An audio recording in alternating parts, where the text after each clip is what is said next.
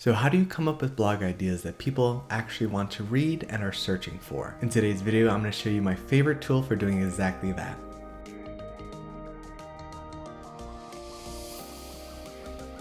Hi, my name is David. I've been a professional blogger for over 15 years now, and in this video, I want to show beginner bloggers the best way to find ideas for their blog posts. I also want to preface the information I'm going to give in here by saying there are multiple ways to go about this, but the software tool that I'm going to show you and the strategy is my favorite way specifically for people who are just getting their blogs off the ground. So if you have fewer than 100 blog posts on your website right now, or maybe fewer than 1,000 subscribers to your list, this is going to be a really useful strategy to help you hit those milestones, and then afterward you can start implementing some more complicated strategies. The tool I'm going to be showing you how to use today is called Answer the Public. It has a free and paid version, but everything we're going to be going through today can be accomplished completely for free. Step 1 is to go ahead and type in a keyword related to the topic of your blog. I'm going to use crypto as an example because that's a topic a lot of people are talking about, and blogging in this space right now has a lot of different opportunities to monetize that content.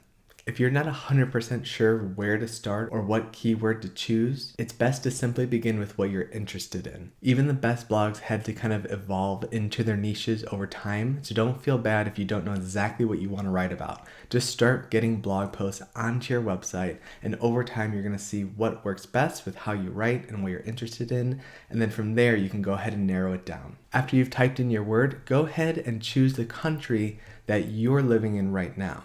I live in the US, so I'm going to go ahead and choose that one. And then again, once you have more posts and more experience, we can talk about how you can use those different country filters to help you expand your audience. Next, I'm going to go ahead and click search button right here, and it's going to take you to a page with a whole bunch of different results. Now, step 2 is going to be how to decipher these results and turn them into actual good blog posts. As you can see, there's 391 results for just that single keyword, but there's 2 sections in particular we're going to pay attention to. First is the questions, which we can see has 80 different results.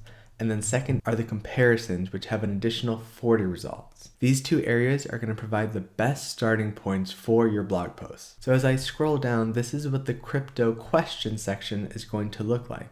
You're going to see a graph that branches off according to the type of question it is asking. So for example, what Answer the Public does is it takes the question that starts with why, combines it with the keyword you gave it, crypto, and sees what people are searching for and how often they're searching for it.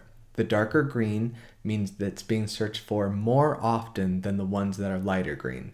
So you can kind of see in order of popularity what questions are being asked most often. It's also worth noting that not every single one of these is going to lead into its own separate blog post. Some of these are going to work best if you combine them into a single blog post, especially if they're smaller questions or related. Now, before I show you how to turn one of these questions into a blog post, I'm going to go ahead and scroll down and show you the comparisons area as well. So the comparisons chart follows a similar structure where Answer the Public will take one of these keywords such as versus and combines it with that keyword crypto and sees again what people are searching for from most popular to least popular. In this section, the verses here and the verses spelled out almost always are excellent blog post ideas because they incorporate a complete idea that people are searching for. For example, you can see on this side crypto versus Bitcoin or crypto versus stocks. People are searching for that very frequently because they want to see how those 2 financial vehicles are similar and different. And so your blog post can be simply explaining the similarities and differences between those different aspects. But in order to know what people are actually searching for and the kind of information they want to need, that brings us to step 3, where you're going to want to do some really basic introductory research to see what already ranks for the questions and the comparisons you're searching for. And this brings us to step number 3, where you're going to actually do some initial research into Google to see what content is already ranking for the questions and comparisons you want to write about. So for example, back under the crypto questions, if I look at the how question, how crypto mining works is one of the top search terms for that keyword. So if I hop over to Google, I can type in that exact phrase and see what's already ranking.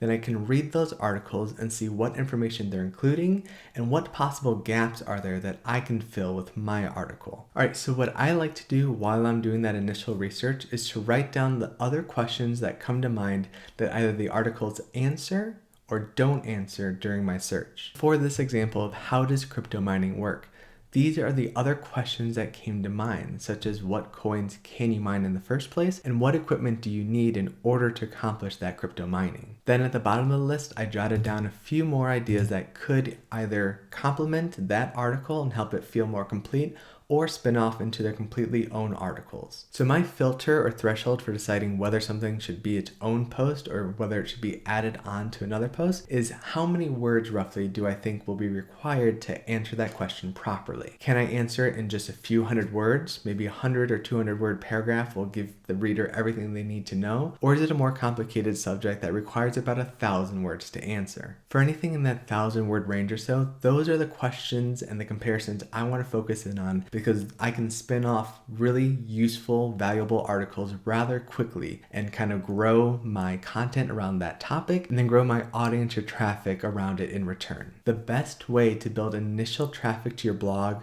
is to answer questions people are already searching for. Those bigger posts, such as very long lists or big pillar posts that explain or tell big stories, those can come later down the road. In the beginning, just aim to be useful, aim to answer questions, and aim to provide a resource that's user-friendly and accessible and that doesn't take 20 minutes to read through and find the answer they're looking for. Now, if I hop back onto the answerthepublic.com's website, what I like to do is to go ahead and download the CSV file for the questions and comparisons that you found through the tool, because depending on how popular the keyword you chose is, this can literally become your content calendar for the next month, 2 months, or 3 months. Once you download it, you're gonna see a file like this that organizes all of the information and graphs that you saw into a nice spreadsheet so that you can organize it again by questions and comparisons and focus on the ones that are getting asked most often and that you can answer completely in a nice, tight blog post. The Answer the Public website allows any user to download these for free a few times per month. So if you hit your limit before then, you can always upgrade. They also have a ton of awesome features in the pro version.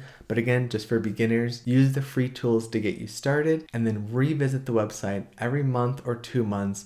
Download the materials that you need to answer more questions around the topics you're interested in, and this is going to provide you with a nice steady stream of content ideas that are actually useful and actually going to get traffic to your website. All right, that was a brief overview of how Answer the Public works and how you can use it to create blog post ideas for free and very quickly so that you can build out your content calendar for multiple weeks or months depending about the topics you're writing on. In the next video, I plan to go into more depth about the research and outlining phase so that you can take an idea or a keyword that you found and flesh it out into a ready-to-go outline that makes it easy and fast to write, whether you're the one writing the content or sending it out to be written by a freelancer or so on. If you have any questions, make sure to leave them in the comments below. I still have a relatively small audience on here, so basically I can answer most of the questions that come in, so long as they're like actually legit questions. Thank you again for watching. Make sure to hit that subscribe button, and I will see you next time.